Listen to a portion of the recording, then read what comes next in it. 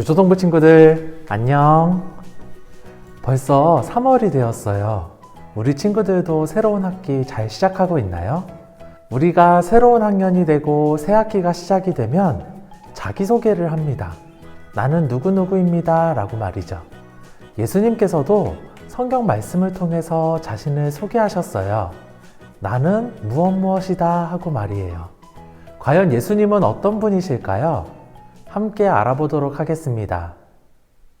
요한복음 6장 47절에서 51절까지입니다. 다 같이 읽어보겠습니다. 시작. 진실로 진실로 너희에게 이르노니 믿는 자는 영생을 가졌나니 내가 곧 생명의 떡이니라.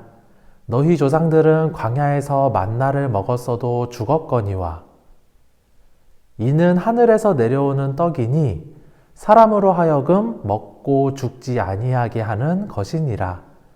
나는 하늘에서 내려온 살아있는 떡이니 사람이 이 떡을 먹으면 영생하리라. 내가 줄 떡은 곧 세상의 생명을 위한 내 살이니라 하시니라. 아멘. 함께 기도하겠습니다. 하나님 아버지, 새 학기가 시작이 되었습니다. 우리 유초동부 친구들 학교 생활에 잘 적응할 수 있도록 도와주시고 항상 건강하게 지켜주세요. 오늘 말씀을 통해 예수님을 배웁니다. 예수님을 바로 알고 예수님을 향한 우리의 믿음이 더욱 자라나게 해주세요. 감사합니다. 예수님의 이름으로 기도합니다. 아멘. 우리 친구들은 만나가 무엇인지 알고 있나요? 만나는 이스라엘 자손들이 애굽에서 나와서 광야에서 생활할 때 하나님께서 이스라엘 백성들을 위해 주신 음식이에요. 먹을 것이 떨어진 이스라엘 백성들이 불평을 했습니다.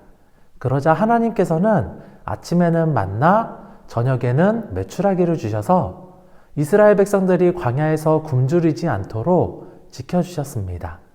이스라엘 자손들이 광야에서 생활하는 40년 동안 하나님께서는 하루도 잊지 않으시고 이스라엘 백성들을 먹이셨어요. 오늘 읽은 요한복음 6장에는 그 만나에 비견할 수 있는 놀라운 표적 이야기가 나옵니다. 예수님께서 보리떡 5개와 물고기 2마리로 5,000명을 먹이신 사건이에요. 5,000명의 사람들이 배부르게 먹고도 12광주리를 가득 채우도록 남았다고 합니다. 이 놀라운 일을 본 사람들 사이에서 난리가 났어요. 예수님이 하신 일은 마치 이스라엘 백성들을 이끌던 모세가 하던 행동처럼 보였기 때문입니다. 모세가 어떤 사람이었나요? 하나님의 명령으로 놀라운 이적을 일으키고 이스라엘 백성들을 애굽에서 밖으로 데리고 나온 사람입니다. 이스라엘 백성들은 모세를 따라 광야에 나갔고 광야에서 40년 동안 만나를 먹으며 생활했습니다. 그래서 모세는 이스라엘 백성들에게는 이스라엘을 건국한 왕처럼 여겨졌어요. 사람들은 예수님을 모세처럼 생각했습니다. 그래서 자기들의 임금으로 삼으려고 했어요. 예수님을 임금으로 삼고 자신들을 괴롭히는 로마를 무찔러 주기를 바랐습니다. 하지만 예수님께서는 그런 사람들을 피하셨습니다. 왜냐하면 예수님은 사람들이 바라는 왕이 되려 오신 것이 아니라 죄악에 빠진 사람들을 구원하시고 영생을 주시기 위해 오셨기 때문이에요. 그래서 이렇게 말씀하셨어요.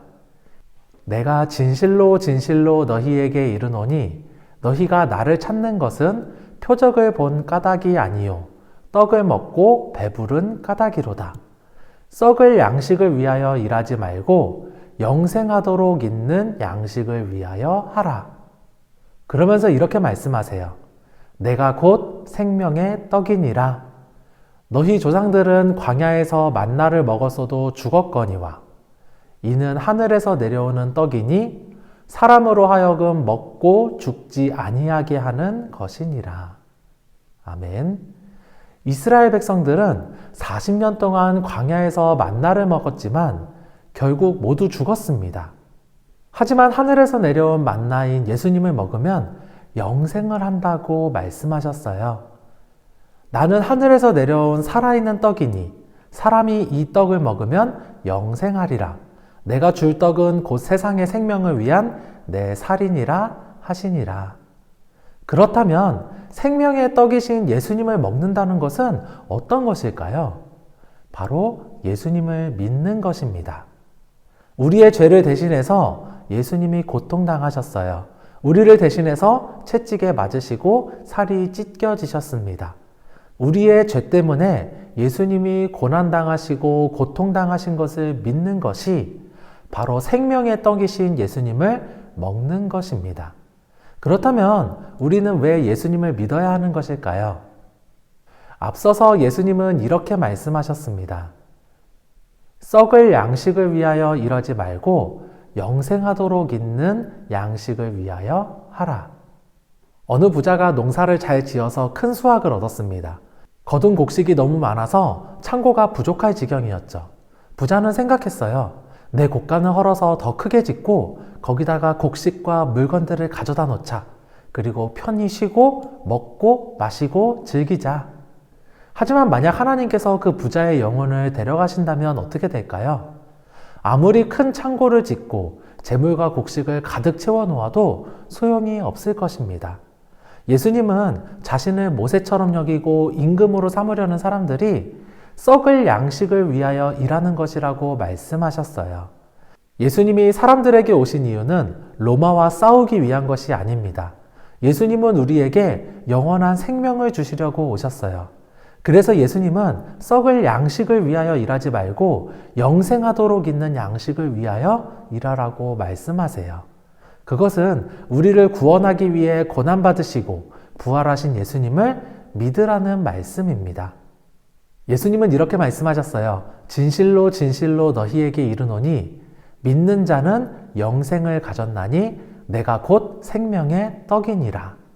우리의 죄를 용서하시고 우리에게 영원한 생명을 주시기 위해서 생명의 떡이 되신 예수님, 그 예수님을 항상 믿으며 살아가는 우리 모두가 되기를 간절히 소망합니다.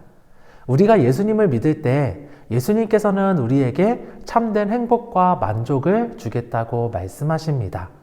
35절입니다. 한번 같이 읽어볼까요? 예수께서 이르시되 나는 생명의 떡이니 내게 오는 자는 결코 줄이지 아니할 터이요 나를 믿는 자는 영원히 목마르지 아니하리라. 영원한 행복과 만족을 주시는 예수님을 알고 항상 예수님을 의지하는 우리 모두가 되기를 간절히 소망합니다. 생명의 떡이신 예수님, 우리에게 영원한 생명을 주셔서 감사합니다. 우리를 위해 고난받으신 예수님을 기억하고 우리에게 영원한 생명을 주시려 부활하신 예수님을 의지하게 해주세요. 예수님을 믿으며 하나님이 주시는 참된 행복과 만족을 경험하게 해주세요. 감사합니다. 예수님의 이름으로 기도합니다. 아멘. 하늘에 계신 우리 아버지여, 이름이 거룩히 여김을 받으시오며 나라의 임하옵시며 뜻이 하늘에서 이룬 것 같이 땅에서도 이루어지이다. 이날 우리에게 일용할 양식을 주옵시고 우리가 우리에게 죄 지은 자를 사하여 준 것 같이 우리 죄를 사하여 주옵시고 우리를 시험에 들게 하지 마옵시고 다만 악에서 구하옵소서. 대개 나라와 권세와 영광이 아버지께 영원히 있사옵나이다. 아멘.